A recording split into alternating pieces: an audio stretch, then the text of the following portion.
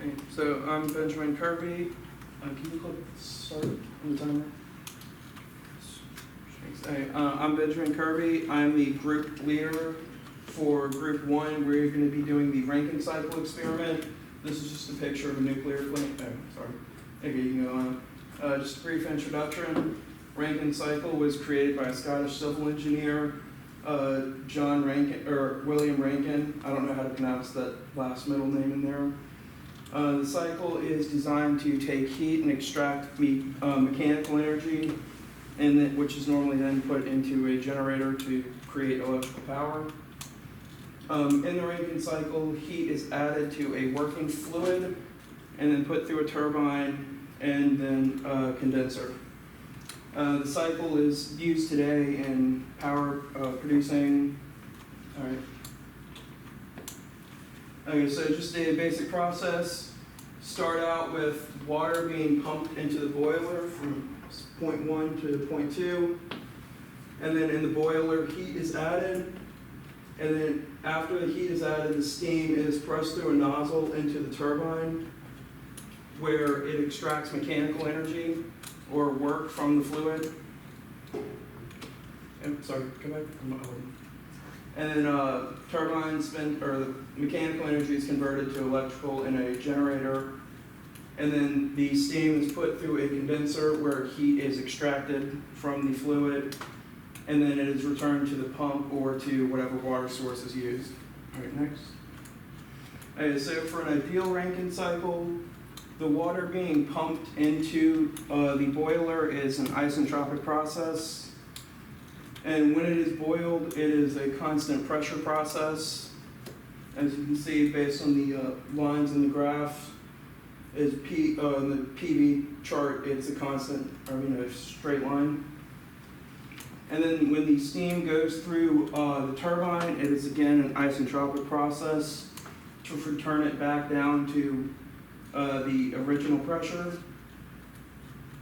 And then it is run through the condenser at a constant pressure process to reduce the temperature. Next, please. And then in the real Rankine cycle, as you can see on these charts, it is not isentropic as the water is pumped. There is some entropy increasing on it. And then when it is boiled, the pressure does change, unlike in the ideal cycle where it does not.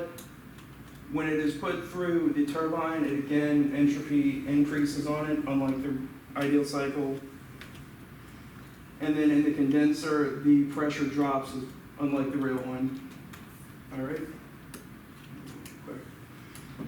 So these are just some of the equations used for it.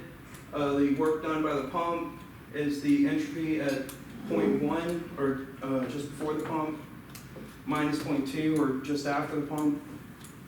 The heat added is the entropy at point 3, which is just after the boiler, and entropy at point 2, which is just before the boiler.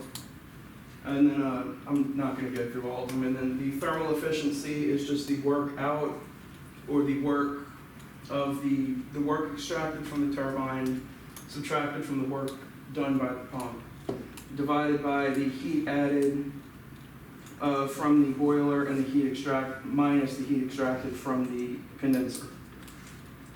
All right. Okay, so this is just a picture of the experimental setup. All right. So the process, first, ensure everything is clean and is locked or off, just to make sure nothing goes wrong.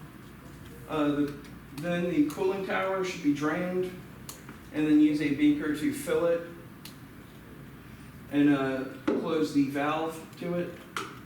Then the computer and fuel source should be hooked up to the experimental setup. After that, we should turn on the fuel source and the data recorder on the computer, and then also check for fuel leaks during this time.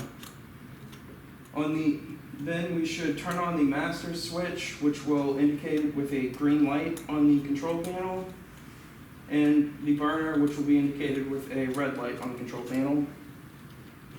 and then we are to monitor the pressure on the burner for 3 minutes, then allow it to reach 110, I believe, PSI. The timer went off. And then monitor the then open the valve to allow the steam to reach the turbine until the boiler reaches a pressure of 40 PSI, and then close the valve and then open it again slightly once it reaches 110 in order for it to maintain 110 PSI. Next slide, please. The valve should be opened until also the voltmeter reads, I think, 10 volts, and should be maintained with 0.4 amps. And then it should reach, once steady state is reached, take note of the time and measure the water level. And then use the DAC to collect data for 15 minutes. And then turn off the equipment. Next, and that's it. I forgot to do the sample calculations though.